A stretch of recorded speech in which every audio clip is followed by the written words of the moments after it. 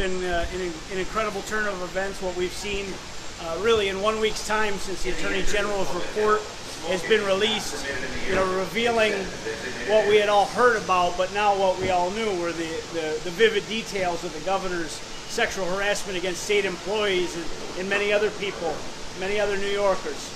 And now today we have the governor's announcement of resignation, words I never thought I'd hear out of someone that clung to power so, with such authority, someone that ruled this state with an iron fist and ran government through fear. But the governor ran out of allies. There was no one standing up for him. There was no one for him to turn to, and even his own party, who was complicit and stalled this impeachment inquiry that our party, the Republicans, first called for on February 11th, based on the obstruction of justice in nursing homes with the deaths due to the governor's executive order. They stalled and they stalled and they stalled, and finally they could stall no more, and this impeachment was going to move forward. The governor had no choice but was forced to resign or be removed from office. I want to call for this impeachment investigation to continue. The taxpayers have already paid the bill. We've already invested the resources, and the Assembly has taken their sweet time working on a broad-based investigation. It also includes the nursing home cover-up. It includes the governor's using official state resources for his book deal where he enriched himself to the tune of $5.1 million. All of those things are supposedly in this investigation. It's not enough to have Andrew Cuomo just resign. We need to, wipe the Cuomo administration out of our government. There were officials in his administration that have wrongdoing on their hands. There are people that we need to know what their role was as these decisions were made, because a governor cannot act without staff and he cannot act alone. They have to have support. And we need to know what the role that was played by people like Melissa DeRosa or Rich Asparty or the various other people, Robert Mojica, the people in the administration, or even the Lieutenant Governor herself, Kathy Hochul, who's soon to be governor. What role did they play in the nursing home situation and scandal that led to 15,000 New York seniors' deaths? What role did they play in the execution of the governor's memoir and his contract and the negotiations that went forward with that? Were crimes committed in this administration?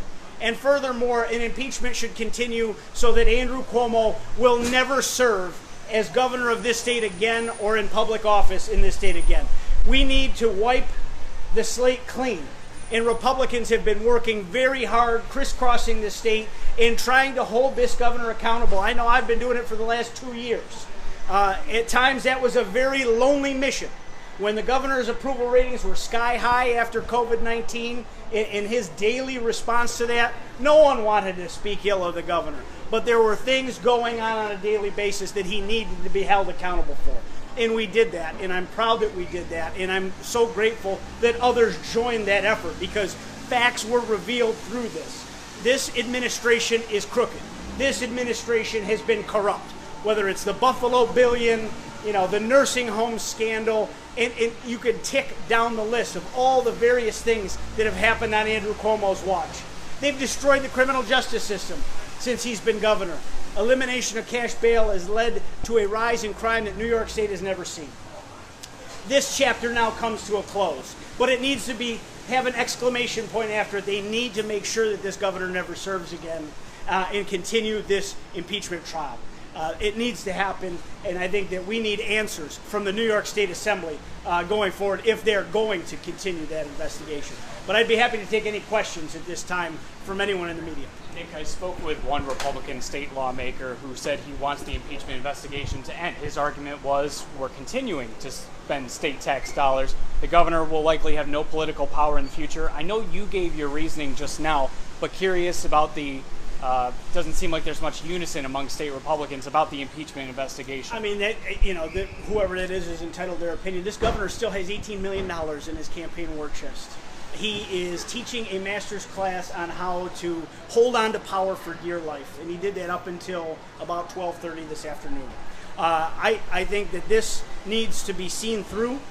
There were many people that called for his resignation, impeachment, what have you. I think that there were crimes committed, serious crimes, much more than we've been detailed in the Attorney General's report.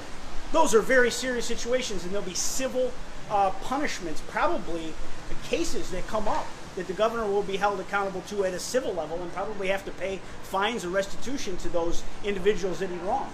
But we have 15,000 victims' families that want answers, that deserve justice. And this obstruction of justice with the nursing homes, it's been lost from the headlines because the sexual harassment was more salacious. It was something more that got more television viewers. But those families continue to grieve. Those seniors were robbed of the dignity of their final moments in having a loved one at their side because they were sentenced back into nursing homes with no input from the families, with no input from common sense. And it defies logic why the governor did it. My understanding is that we might learn why he did it from the actual impeachment inquiry. I hope that is the case. But there are so many facts in this impeachment inquiry that need to come forward, this report, that the taxpayers of this state deserve to know what's in there. And honestly, how can we trust the incoming administration if we don't know what their role was in the last administration? What are your thoughts on Lieutenant Governor Kathy Hochul stepping into this new role as governor? Well, I mean, obviously we're both from Buffalo, so I know her better than most pundits and political figures in New York State. Kathy should not be underestimated, as it comes from, a lot of downstate political leaders might think that she might not be up for a campaign for governor because she happens to be from Western New York. Kathy Hochul is very tough. Kathy Hochul has got an incredible work ethic. She's tenacious. She's very, very ambitious. But I will say that Kathy Hochul has to justify, what has your role been these last 8 years? Because, when I'm here in Buffalo, and I, pick up the Buffalo News, and it's just, they salivate all over Kathy Hochul about how powerful she is, and how big a role she has, and how she serves as the right hand of the governor.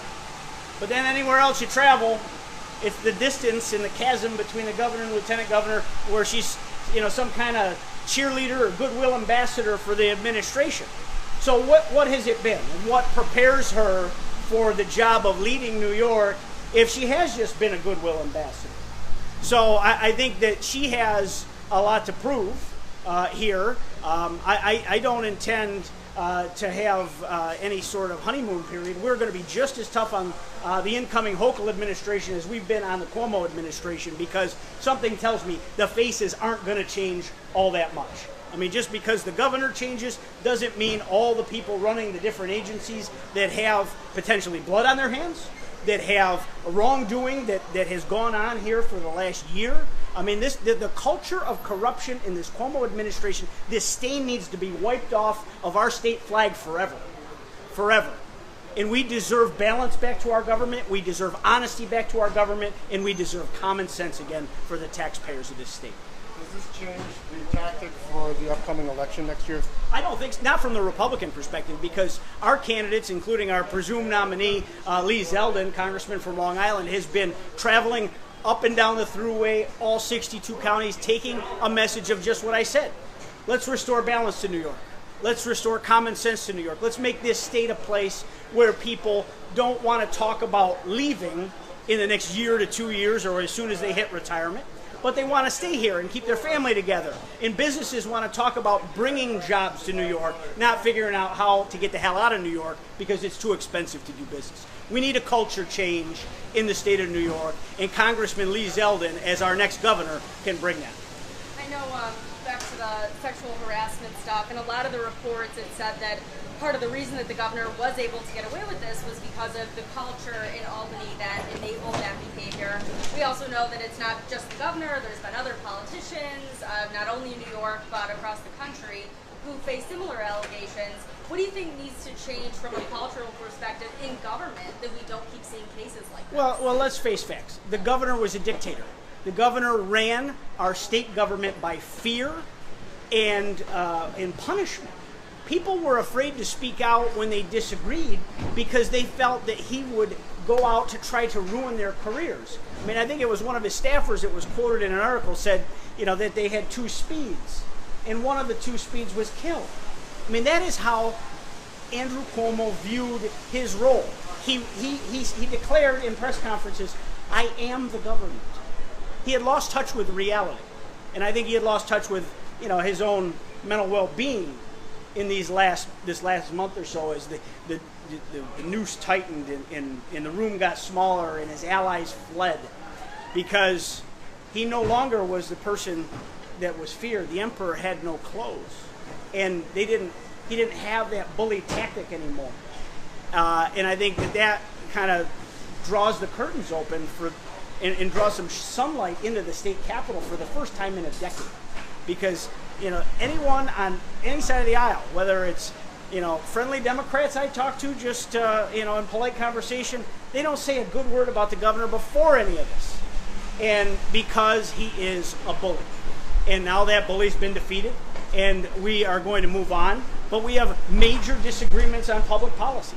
Major disagreements on the future of the state. And that's what, we're going to continue to do. As Kathy Hochul, ascends to the governorship, we are going to hold her accountable every single step of the way.